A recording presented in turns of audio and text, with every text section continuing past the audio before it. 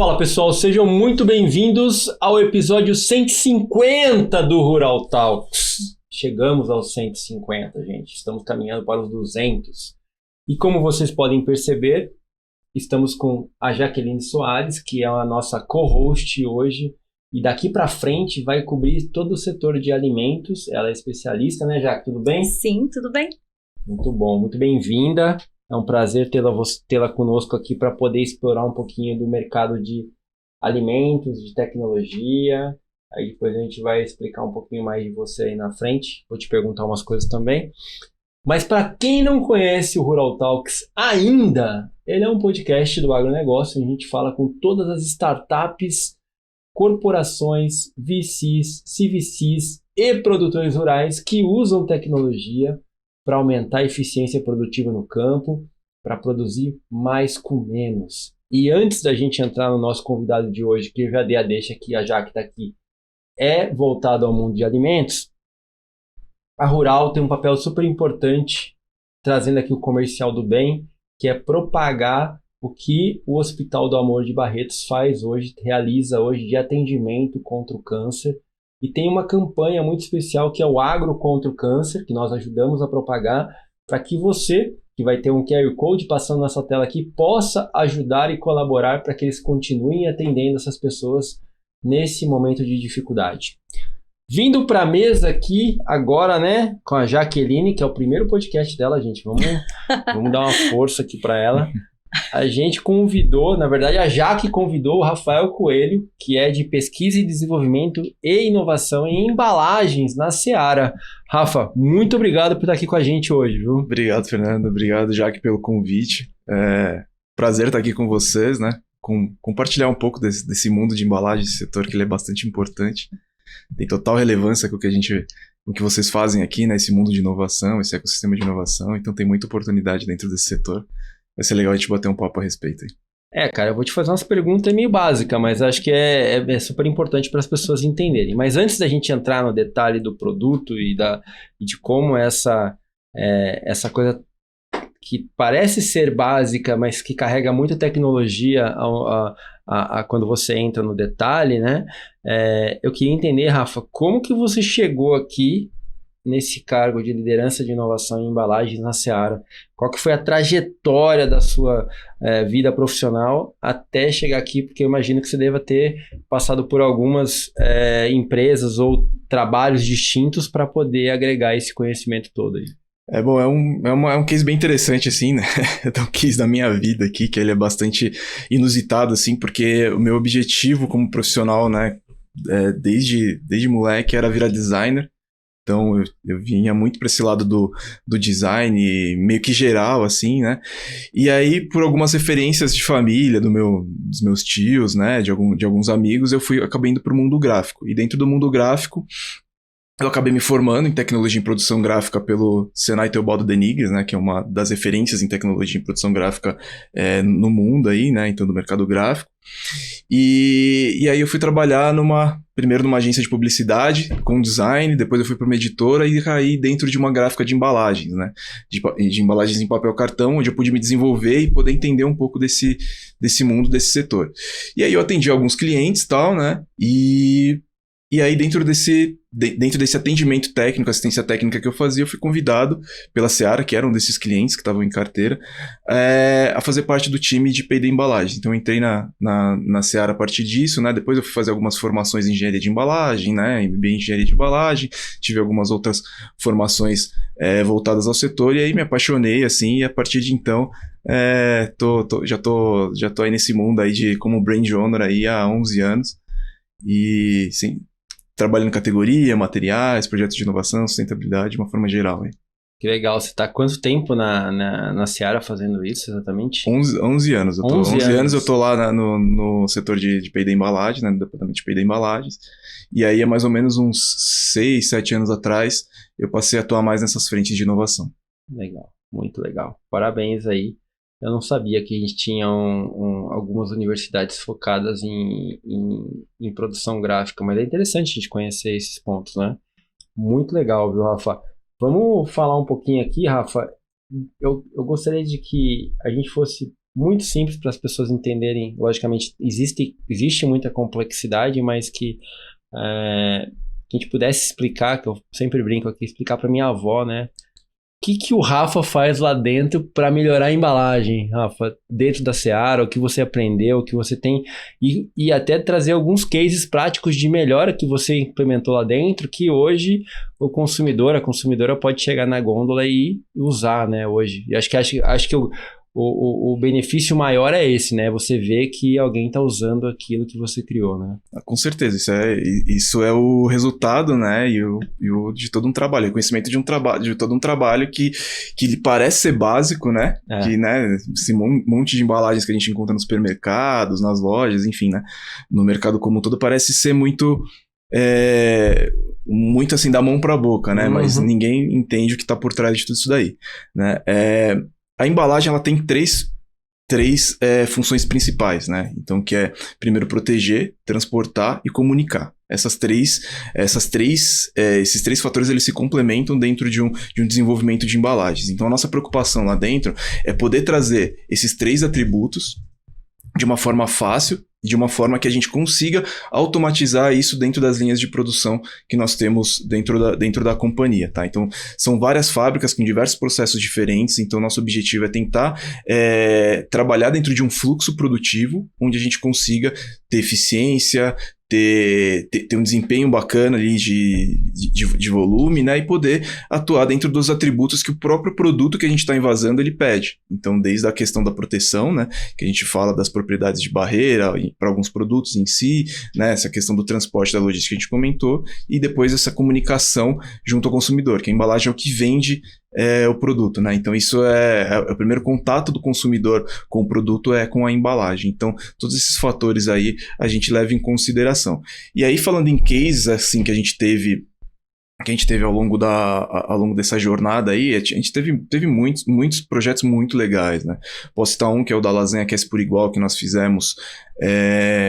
A gente lançou esse projeto em 2017, onde a gente tinha uma questão dentro do mundo de lasanhas congeladas, onde você tinha o centro sempre frio, né?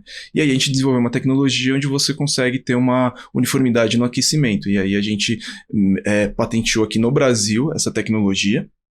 Né, a gente tem a patente não é nossa, mas ela é exclusiva de uso da Seara, e a gente tem usado essa tecnologia como um projeto de inovação e como um diferencial da marca. Então a gente consegue, através de uma tecnologia embarcada na própria embalagem, trazer um atributo sensorial para o produto, né? Então a gente mudou um pouco essa visão dentro do mercado de lasanhas congeladas, onde por mais que você aquecesse, o centro sempre ficava frio, né? Então hoje a gente consegue ter uma lasanha aquecida igualmente ali e poder suprir essa necessidade que a gente viu como oportunidade de mercado.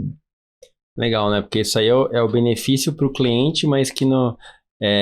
eu sempre falo, quando a gente está falando de tecnologia, que a melhor tecnologia é aquela que é invisível. Então, você está falando que você teve um trabalho de implementação de tecnologia dentro de uma embalagem, mas que aos olhos do consumidor, ele vai se passar despercebido, mas que faz uma diferença quando comparado a outras que não possuem, né? Você tem um diferencial de produto, né? Então, é um mercado bem comoditizado, esse mercado de lasanhas congeladas. Então, você trazer esse diferencial, qualquer coisa que você consiga trazer de diferencial para esse produto, ele já tem um ganho ali de resultado, de share e tudo mais, né? Mas quando a gente diz o desenvolvimento da inovação para a embalagem, pensando na cadeia alimentícia, a gente sempre olha pelo consumidor. O que o consumidor espera que a marca faça? Né? Então, esse é um atributo bem importante. Então, às vezes a inovação ela parte de resolver uma dor do consumidor e melhorar uma experiência de consumo, né? Os dois eles são meio que correlacionados. Sim. Mas você tem esses atributos direcionados ao consumidor com experiência e focado no próprio consumidor, entendeu? Eu acho que se você faz um trabalho direcionado ao seu público, a sua chance de dar certo ela é muito grande. A gente tem os projetos internos de inovação tecnológica para processos, né? Mas, como eu disse, o ecossistema de inovação para embalagens ele é muito amplo, então você tem diversas frentes de trabalho. E é assim que a gente atua dentro desse segmento profissional completo aí de inovação em embalagem. Ele precisa ter esse olhar tanto para fora quanto para dentro da empresa. Legal. Muito bom. E aí, Jack, tudo certo? Tudo certo. O Rafa, eu fiquei com curiosidade que você falou que teve essa patente que vocês fizeram interna, né? Aí fiquei com uma curiosidade minha mesmo aqui sobre esse assunto, que assim, o Brasil, ele é um país que está crescendo agora com vamos dizer assim, a alimentação pronta, né? Vamos dizer assim, comparado com os Estados Unidos, por exemplo, vamos dizer, lá tudo é quase tudo pronto, né? Quando vocês vão fazer alguma implementação de nova embalagem, ou de desenvolvimento, ou uma inovação, vocês fazem esse bench com o mercado, por exemplo, mercado americano, mercado europeu? Como que funciona essa relação? Essa pergunta é legal porque a gente tem todo lugar que eu vou assim, né, a pessoa me pergunta isso, vocês usam o mercado europeu ou o mercado americano como uma referência para você desenvolver os seus produtos? A resposta é sim e não. Tudo Legal. depende, né? Aquela velha resposta depende. Porque é o seguinte, você esbarra numa questão cultural, né? Então você tem produtos e formas de preparo que você tem na Europa e nos Estados Unidos que você não tem aqui no Brasil. Então, quando a gente faz uma avaliação dentro desse mercado de alimentos preparados, de refeições prontas, a gente tenta fazer um entendimento do que o consumidor, mais uma vez, qual que é a expectativa do consumidor em relação a isso. E aí, a partir dessa resposta que a gente tem através de pesquisas que a gente faz o entendimento e traduz isso para a cultura brasileira, tá? Mas assim, existem diversas tecnologias muito mais avançadas do que a gente tem aqui fora do Brasil, mas que aqui não funcionam por essas questões culturais. Então, por exemplo, no Japão, a gente tem existe uma embalagem que você faz o aquecimento, ela se aquece por si só. Então você tem um recurso nela que você ativa, ela dá uma reação química e ela faz o aquecimento por reações isotérmicas, enfim, né?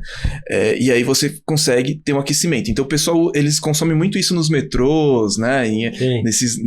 Nos transportes públicos. Vending machine, né, deles. Né? Exatamente. Porque é fácil, eles comem ali e tal, né, no trajeto ali, eles consomem ali. Só que aqui pro Brasil é muito difícil a gente trazer esse tipo de tecnologia. A gente já estudou alguma coisa, tem alguns projetos correlacionados, mas o objetivo é sempre simplificar esse tipo de tecnologia. Por quê? Porque você tem a questão de você informar o consumidor brasileiro, quando ele olha, tem muita informação, ele já meio que perde o tesão ali, sabe? Tipo, de fazer de consumir o produto. Então, a gente tem que deixar isso de uma forma mais fácil, para isso tem que se traduzir uma facilidade para a tecnologia. Tá? Então, a parte do tecnês deixa para a gente aqui, para o consumidor tem que ser algo prático e conveniente. Não, legal. Tem uma frase que a gente usa muito aqui para tecnologia no agro, que assim, nenhum produto supera o primeiro encontro com o cliente. Então, acho que vocês estão certíssimos. Primeira coisa, tem que falar com o cliente, né? Mas me admira, assim, porque eu acho que os japoneses, eles conseguem trazer uma simplicidade para tudo que eles fazem ali, né? As embalagens deles são muito simples, até por conta do consumo, que você falou que é no translado, no trânsito, né?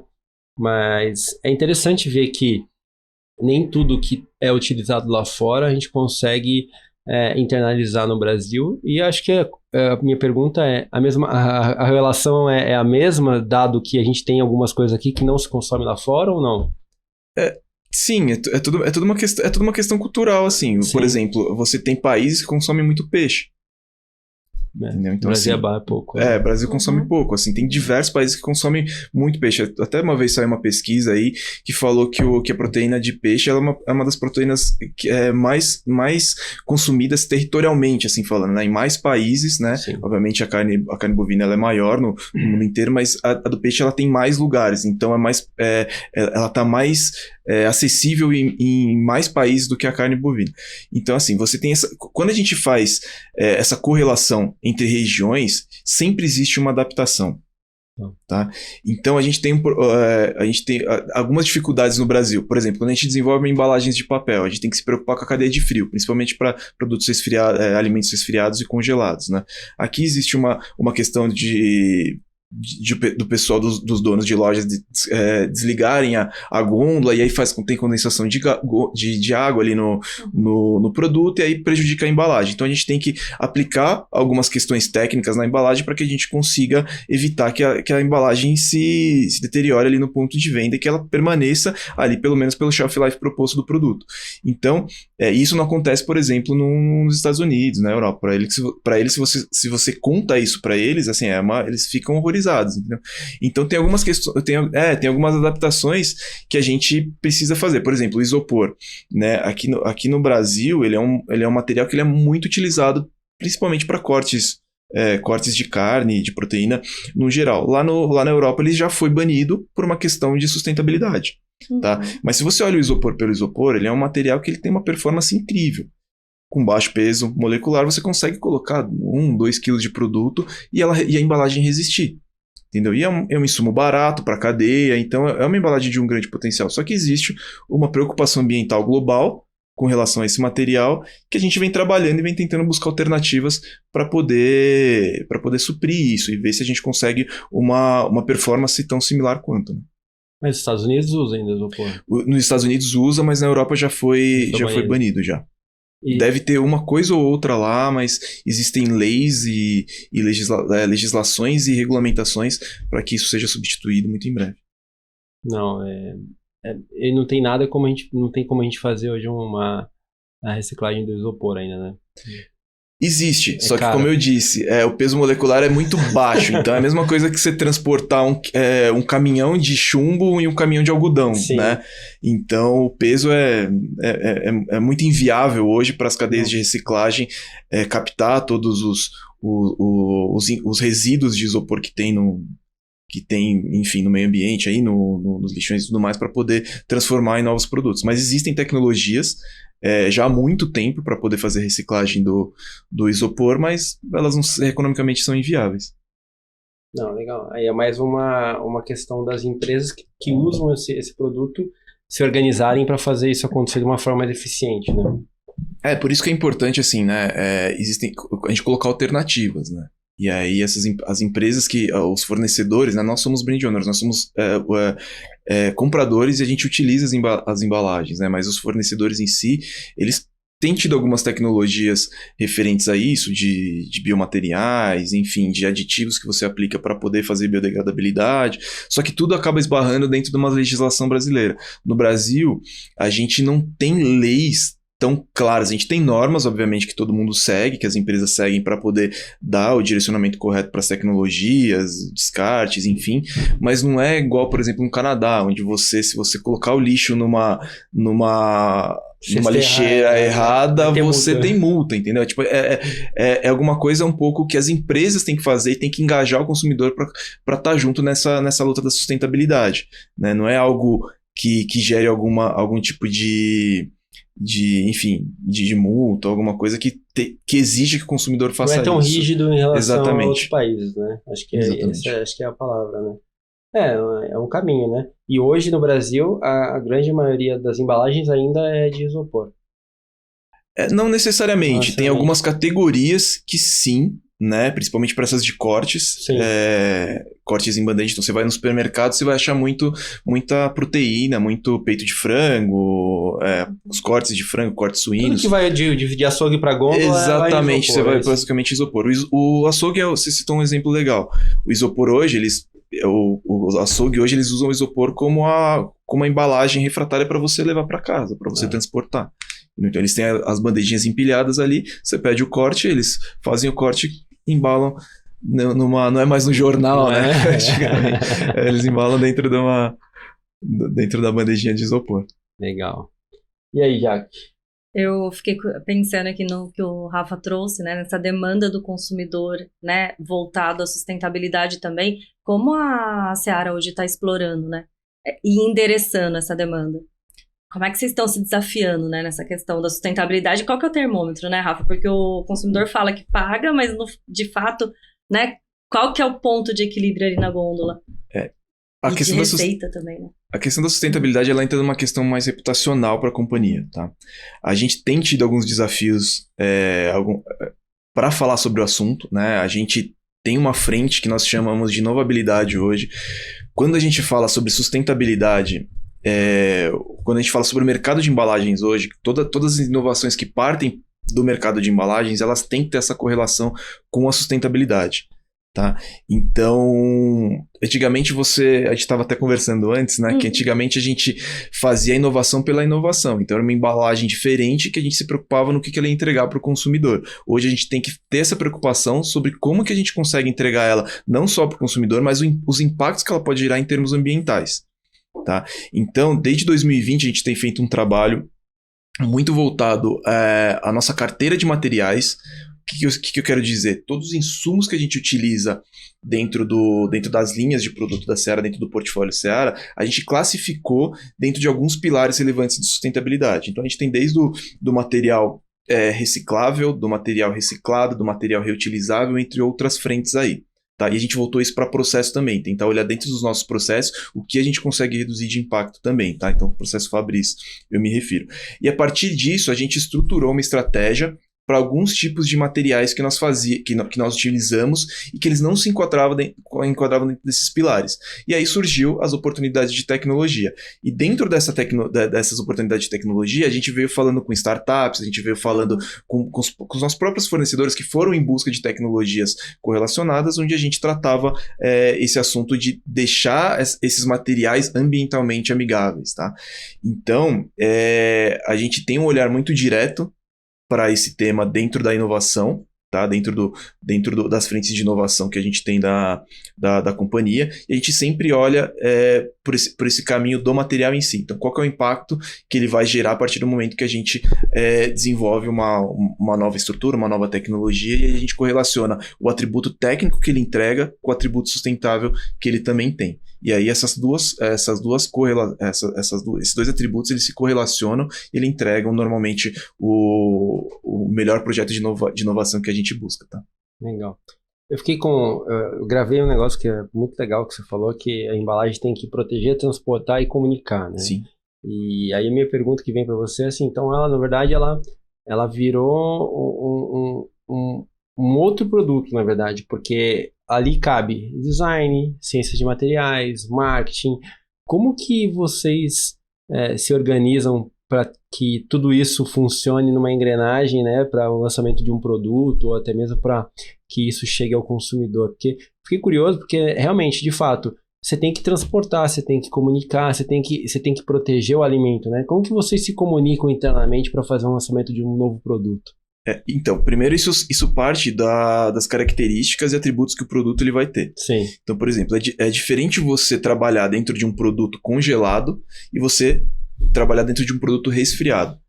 O produto congelado, o fator do congelamento, ele inibe o crescimento microbiológico de muitas bactérias, de muitos atores ali que podem estragar o produto. E aumenta o shelf life. Né? E você tem um aumento de shelf life, assim, tem produto que vai mais de ano. Que vai mais de ano, congelado mais de ano. Então, assim, só que, por outro lado, você tem o resfriado. O resfriado, ele tem uma atividade de água, uma atividade microbiana um pouco mais ativa, muito mais ativa do que o produto congelado. Então, primeiro parte disso. Qual que é a característica que eu quero entregar no meu produto? Eu quero desenvolver o quê? Uma linguiça que ela é shelf stable, uma linguiça que ela é resfriada, uma linguiça que é congelada. Então, isso a gente define a complexidade dos materiais que a gente vai aplicar. A partir dessa complexidade, a gente define as propriedades mecânicas e físico-químicas que a gente vai precisar do material e a gente define qual que é a estrutura que a gente vai utilizar. Tá? Então, no caso, sei lá, de plásticos, a gente tem algumas estruturas que elas têm algumas barreiras contra oxigênio, algumas barreiras contra permeabilidade de água, enfim. Tem alguns atributos de propriedades mecânicas que a gente precisa aplicar para poder fazer com que o produto ele alcance um shelf life mínimo e a gente consiga transportar e não ter que, se não tivesse embalagem, a gente ia ter que produzir produtos todo dia. Então, essa embalagem ela precisa dar essa segurança para que o produto ele consiga chegar no destino final dele sem que estrague e que ele possa ainda ser consumido por mais alguns dias. Então, a gente tem primeiro esse atributo técnico para fazer o entendimento da embalagem. Você ficou falando, eu lembrei daquele absorvente que vem entre a carne e a embalagem. Aquilo lá, ele é mais uma questão, um atributo visual do produto. A ação dele é absorver o líquido que gera naturalmente do produto. E aí não dá aquela sensação em gôndola de um produto que tá velho, que tá molhado, água com sangue ali. Então isso é um... Mas encaixa com marketing, né? Porque encaixa com tudo aqui, porque é o visual, né? Sim, é o visual. Daí você traz essa questão do visual. E aí esse é outro ponto. Daí você parte para uma questão ergonômica. Qual que é a experiência do consumidor no manuseio daquela embalagem em si? E aí você vai para a comunicação, que a comunicação eu acho que traduz toda a qualidade, traduz todo um...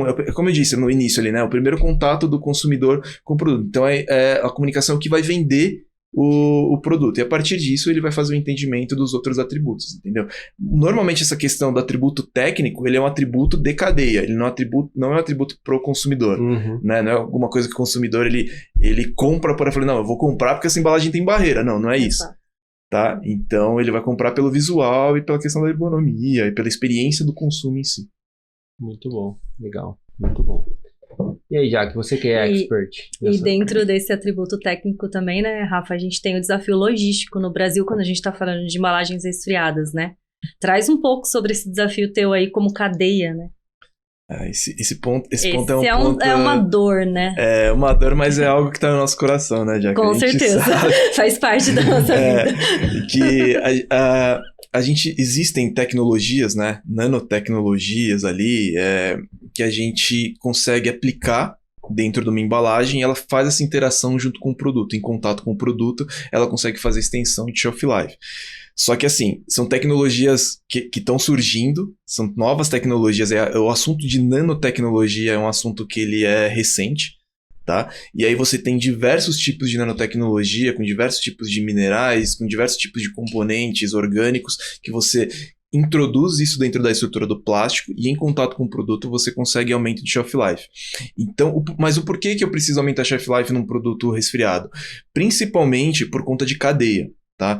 Então, normalmente a gente tem um corte lá de frango que a gente tem 7 dias de shelf life. Então, a gente produz, a gente faz o abate do animal, faz os cortes, envasa e a gente coloca na gôndola. Isso aqui precisa ser feito no mais rápido possível. E aí eu tenho a cadeia logística. E como que eu faço para esse produto chegar, por exemplo, para eu produzir em São Paulo, ou no Sul, né, que são as unidades, onde a Seara tem as unidades, para poder chegar nos países mais ao norte, mais ao nordeste. Eu preciso que esse produto ele aguente pelo menos a cadeia logística. E aí quando você aplica uma tecnologia onde eu consigo estender 2, 3 dias, que seja, eu já consigo ter um ganho expressivo dentro da minha cadeia e da minha distribuição.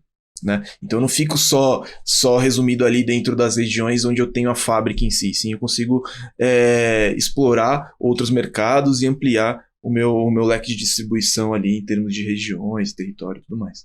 E quando não, é desperdício, né, Rafa? E quando a gente não consegue, é desperdício, é isso. Se a gente tem um produto que ele tem um shelf life ali de 7 dias, a gente vai vender com, sei lá, para chegar lá, chega no 9º dia, vou ter um dia para vender, e aí provavelmente isso vai ficar micado em gôndola, né? Eu vou colocar nos supermercados e isso vai estragar, e aí é desperdício de alimentos, né? E infelizmente isso é um índice alto na indústria de alimentos, né? Então, de tudo que você produz, em torno de uns 39% ali, 40% do que se produz, muitas vezes ele se perde dentro da cadeia, não no consumo em si, né? Então, tem a questão da cadeia, da parte logística, que se perde lá, questão de passar da validade. Então, essa questão de desperdício de alimentos é algo que a gente... o mercado de alimentos ele passa muito por isso.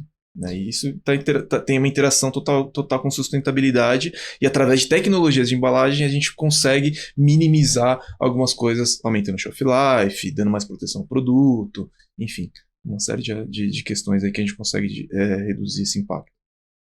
Isso é legal, né? Porque assim, e aí até surge uma pergunta aqui, que é o seguinte, dado que vocês têm esse desafio de ter de encontrar essas alternativas que aumentem o shelf life para reduzir esse índice de 35%, 37% que você comentou aqui, como que vocês hoje se conectam com o ecossistema de inovação? Vocês têm uma uma inovação aberta para se conectar com empresas que estão trazendo esses níveis, essas tecnologias emergentes, vamos dizer assim, para dentro da corporação? Como que vocês trabalham? Porque a gente sabe que quando você está dentro de uma empresa, o mais importante é resolver o core, né? Então, as adjacências ali, deixa que outras pessoas olhem, depois quando chegar no momento a gente vai lá e traz para dentro, né? Então, eu queria entender um pouquinho de como que vocês atuam nesse ecossistema. Como eu comentei, né, o ecossistema de inovação para embalagens ele é muito amplo. Então, a gente trabalha, a gente tem contato com praticamente todas as empresas dos segmentos de embalagem que tem no mercado aí, né? Então, a gente tem vamos dizer assim, um network junto aos fornecedores muito grande. Então, tudo que eles entendem como oportunidade para ser aplicado numa grande marca, eles nos procuram e eles trazem esse benefício para nós, tá? Para a gente poder estudar e a partir disso a gente faz o desenvolvimento, se der match junto com as estratégias que a gente busca. Outras coisas também que são fundamentais, né? São os contatos com as feiras e fóruns que a gente sempre participa. Então a gente tem feiras incríveis, tanto no Brasil quanto fora do Brasil. No Brasil a gente tem a Interpack, que é na Alemanha a cada 3 anos, e ela é a principal feira de embalagens do mundo. E lá você consegue ter um contato direto com as maiores inovações do setor. E aí você faz as adaptações que você precisa e traduz isso para os negócios. Isso é um outro caminho. Outras plataformas que nós temos também são as plataformas de Startup Match.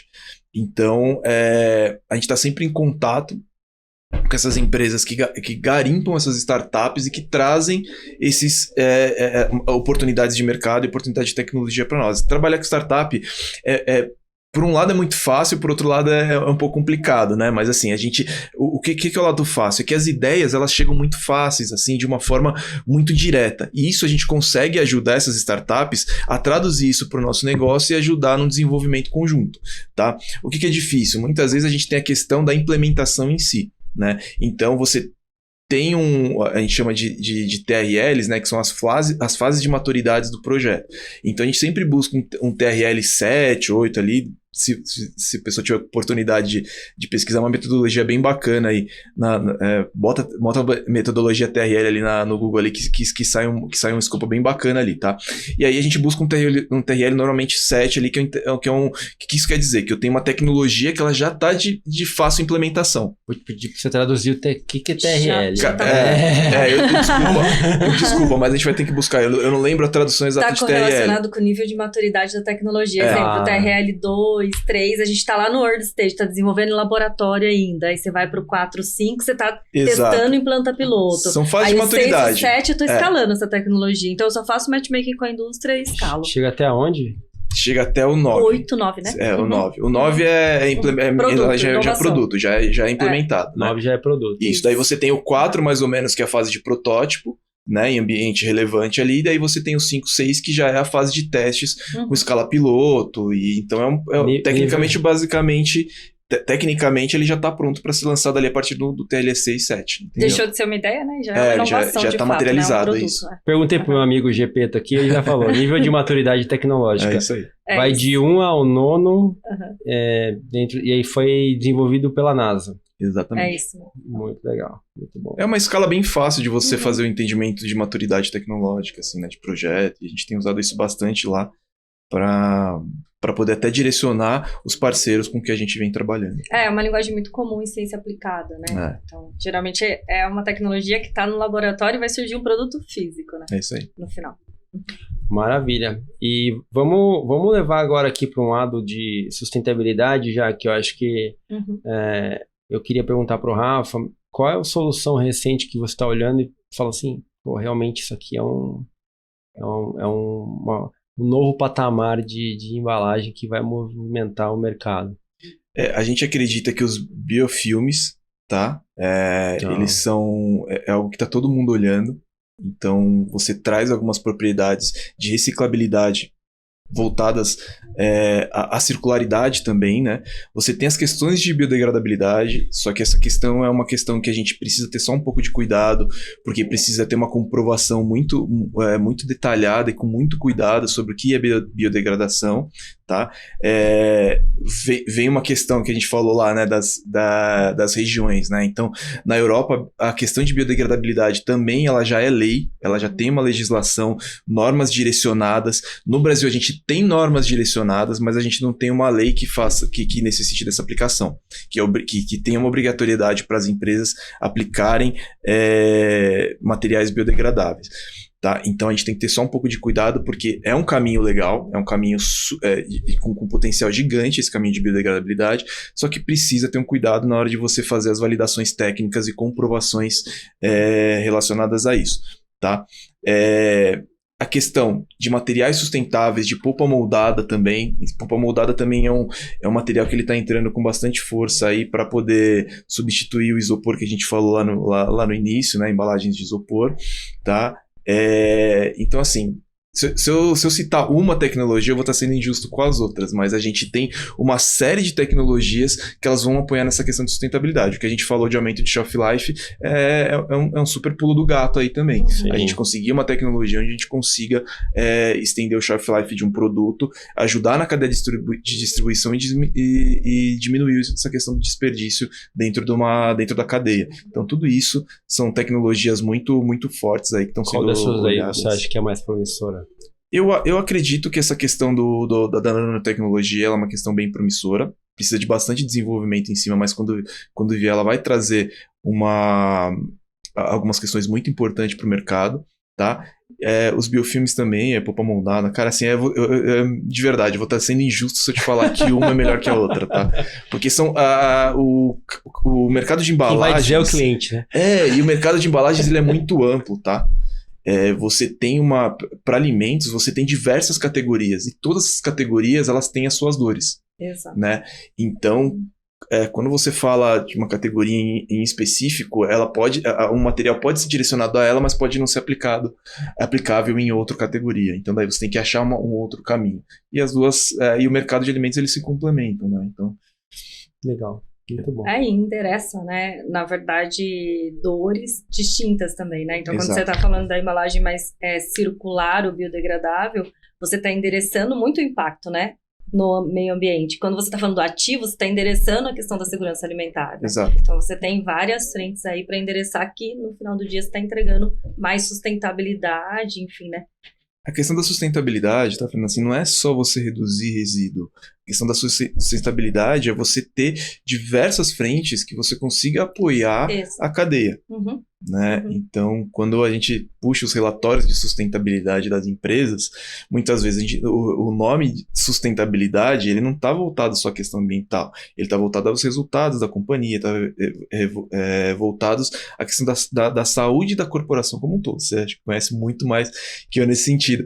Mas, então, quando você... Eu acho sustentabilidade isso aí, exatamente isso. O resto é um negócio que veio depois quando estava muito dinheiro disponível. Agora que o dinheiro enxugou, a gente foca no importante. São coisas que se complementam, né? Você trazer... Mas eu acho que tem uma pegada interessante na sustentabilidade também, Rafa, que assim, cara, você trazer uma eficiência para um negócio que vai gerar menos desperdício é eficiência financeira e sustentável. Com certeza. Isso, para mim, eu acho que é o mais importante. Na verdade, cara, quando o cara olha só sustentabilidade por sustentabilidade e não tem o que financeiro, aquilo não se sustenta durante muito tempo. Em nenhuma empresa. Então, eu acho que o grande X da questão é que nem aquilo. Qual que é o problema que eu vou resolver? Resolva o problema que tem o que de sustentabilidade, mas que tenha um valor muito grande para a corporação no core business. Porque ninguém vai deixar de fazer. E assim, quando você olha para a sustentabilidade, ela diz exatamente isso que você está dizendo. Você tem o tripé da sustentabilidade. Então, você tem o ambiental, que é o pilar número 1, o social, que é o pilar número 2, e você tem o econômico, que é o pilar número 3. Se uma dessas frentes não se fecharem, você não tem um produto sustentável.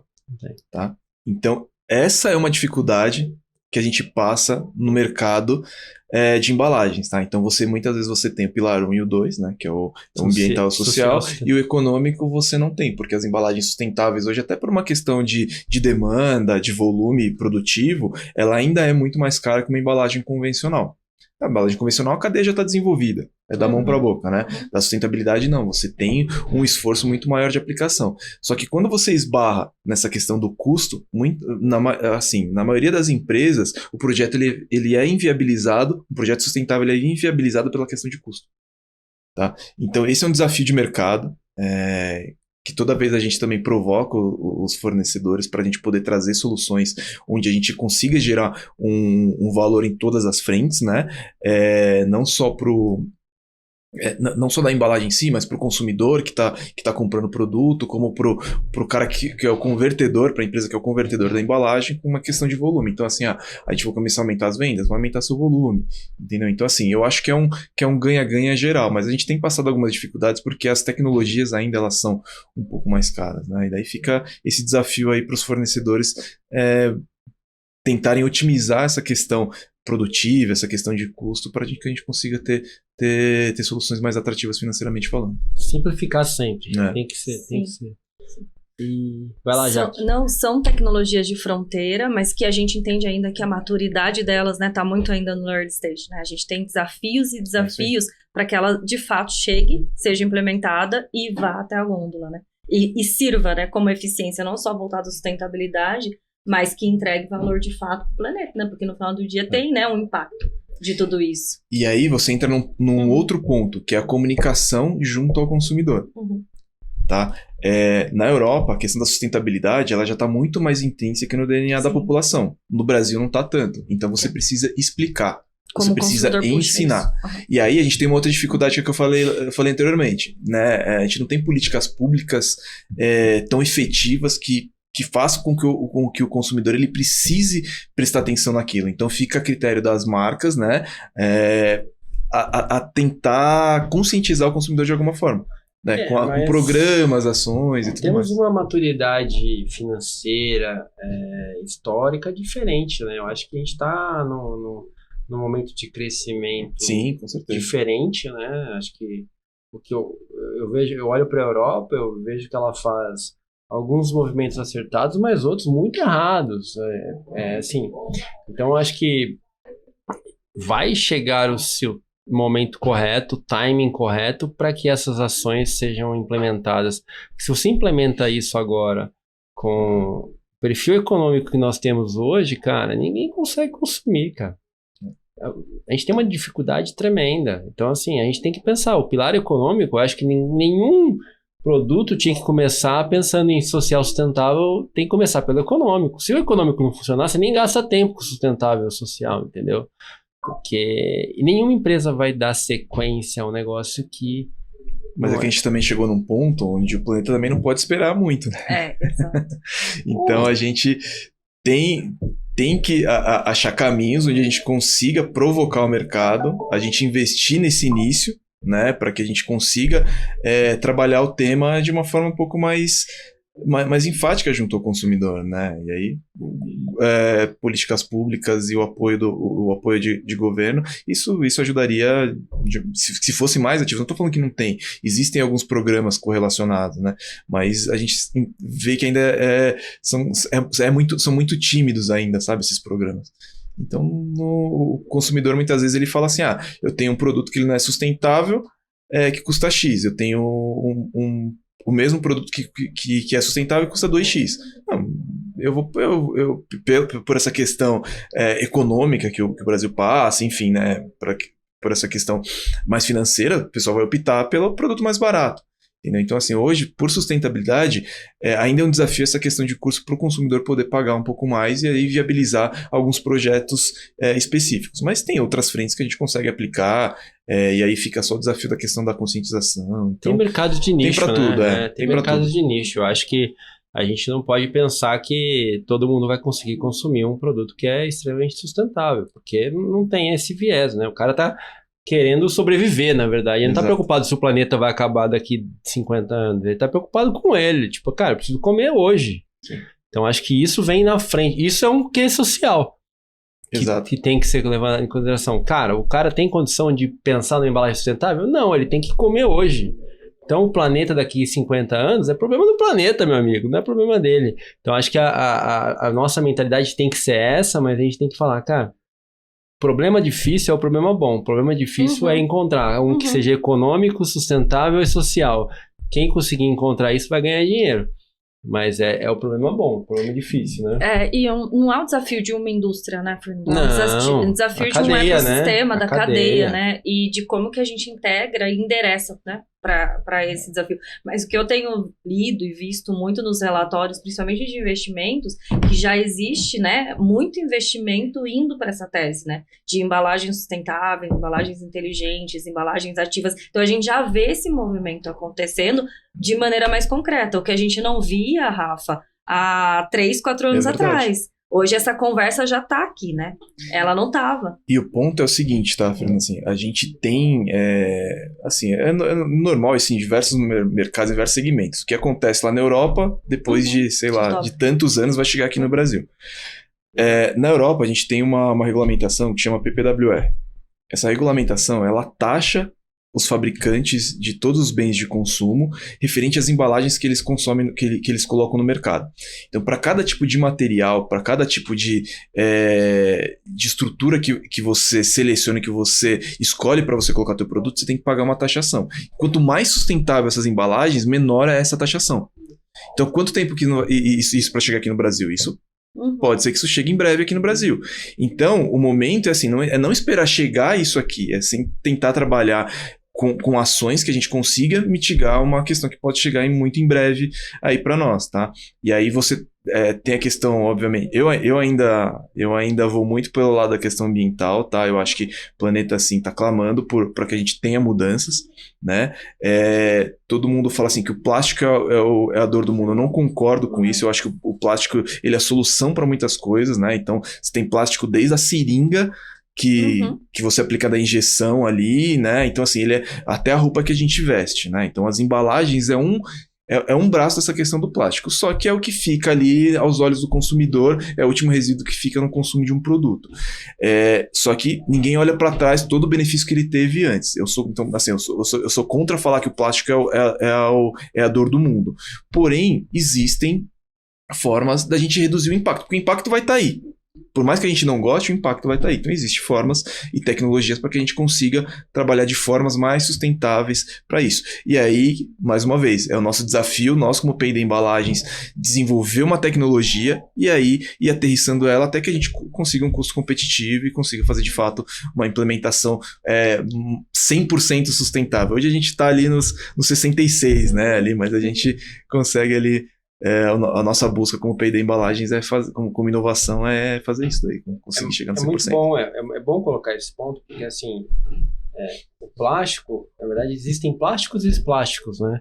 Eu fui dentro de uma estrutura ali acho que da Braskem, acho que eles ensinaram pra gente o que é um plástico cinza, o que é um plástico branco e tal, essas diferenças, e ficou muito claro para mim.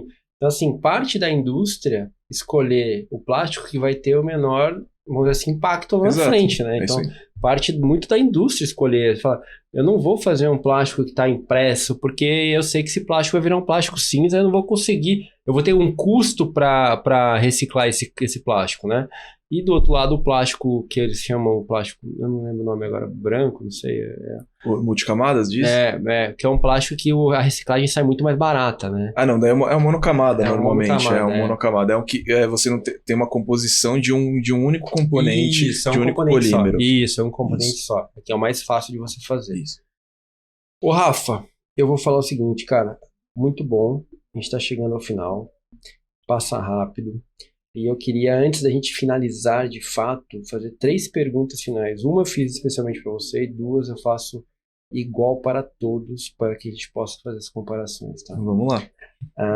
Você que atua numa intersecção entre técnica, design e inovação, o que você aprendeu sobre como transformar boas ideias em soluções reais na indústria? Nossa pergunta, hein?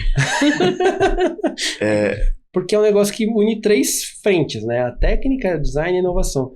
E para você transformar um produto único, né? Que o produtor aceite, Não é uma tarefa simples. O consumidor, você diz, né? O consumidor. Então, é aquele ponto que eu mencionei. Você precisa ter algo que você chame a atenção do consumidor, que o consumidor ele entenda que aquele produto tenha qualidade e seja um produto diferenciado. Como que você faz isso? Através da comunicação, dentro de um trabalho de arte específico, que você pode fazer a aplicação na embalagem, né? Daí você tem acabamentos gráficos, você tem diversos recursos que você consegue sofisticar a sua embalagem e o formato em si. Quando você coloca um formato bem diferente, ele chama a atenção do consumidor em gôndola, né?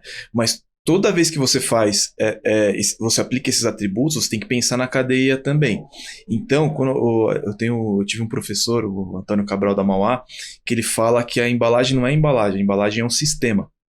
Né? Então você tem que olhar desde a questão produtiva até a questão da experiência do consumidor e, obviamente, agora o descarte. Né? Então, quando você olha para a inovação, dentro do mundo de embalagem, você tem que pensar em diversos atributos ali, tá? Eu não sei se eu fui muito prolixo, mas que é um pouco complexo, assim, a cabeça de uma pessoa que desenvolve embalagem, porque tem que olhar muitas etapas, entendeu? Mas não, deu para entender, deu para entender. É a preocupação da comunicação, é a preocupação da usabilidade, é a preocupação da proteção, e no final, se aquilo é reciclável ou não, vai causar algum dano, algum impacto na Exatamente. Não, acho que ficou bem claro. Tem alguns pilares aí de importância. Segunda pergunta. Quem você considera ou admira, né, que seja um ótimo comunicador dentro da área de inovação, do agro ou da indústria hoje para você? Dentro do setor de embalagens, a gente tem alguns papas que nós chamamos aí, tá? Então, nós temos algumas referências e o time da Abre tem feito um trabalho muito bacana, tá? Então a Luciana Pellegrino, ela tem trabalhado em algumas frentes até de premiações de embalagem, né? A gente tem o WPO, que inclusive a gente foi reconhecido na Itália no mês de maio com 2 projetos, e a gente foi lá buscar esse reconhecimento, foi bem legal, foi a primeira vez que a gente ganhou essas premiações. Então, essas premiações em si de embalagens, aqui no Brasil a gente tem também três premiações principais, que é a Emba News, o Grandes Cases e a própria Abre, que tem o próprio prêmio deles, que é a Abre, a Associação Brasileira de Embalagens. Então, eles comunicam muito bem essa questão da inovação dentro do segmento, tá? Então, são cases bem bacanas aí, né? E aí, quando você fala de inovação aberta, poxa, tem diversos papas aí que a gente fala aí, né? Que na verdade, eu sigo muitos segmentos diferentes, muitas vezes, para a gente poder trazer. Tem uma pessoa que é muito legal também, que eu me inspiro bastante, que é no Fred Gelli. Tá? Ele é dono da empresa Tátil, acho que é Tátil o nome da agência, e ele fala muito sobre biomimética, né? Então, não sei se vocês estão familiarizados com o tema, mas em resumo, você usar exemplos da natureza como inspiração para resolver problemas do dia a dia, né? Então, você usa, sei lá, o formato de um passarinho para você desenvolver o trem, bala lá, por conta da questão da aerodinâmica. Então, ele fala muito sobre isso. Então, é um cara que eu escuto bastante. Tá? E entre muitos outros aí. Tá? Terceira e última pra gente matar. Qual skill você considera indispensável para quem olha para a inovação no setor de alimentos hoje? Curiosidade. Boa. Essa é a principal. Rafa, muito bom. Não sei se a Jaque tem outra pergunta aqui, Jaque. Só tenho que agradecer, Rafa. Excelente conversa. Obrigada. Muito bom, pelo Rafa. aceite. Eu que agradeço a oportunidade. E é isso, o ecossistema de inovação ele passa por diversos setores, né? Então a gente vê que é muito amplo esse sistema e a embalagem ela dá muito fit com esse ecossistema. Então a gente está à disposição aí também para ajudar, compartilhar conhecimento. Lógico, a gente vai marcar você em todos os canais aqui quando a gente for lançar o podcast. Eu agradeço a sua participação, obrigado pelos insights aqui, foi muito bom. Valeu. E agradeço aos ouvintes que estavam com a gente aqui, Jaque, obrigado. Pessoal, vocês que estão nos escutando, entrem no YouTube, Rural Talks, apertem o sininho, notificação, curtida, compartilhe com alguém que olha para alimentos, que vai no mercado aqui. Eu quero que vocês todos agora comecem a prestar atenção nas embalagens, porque tem muita tecnologia inserida ali dentro, tá? Gente, obrigado, valeu, Obrigado. Até a próxima. Tchau. Até mais.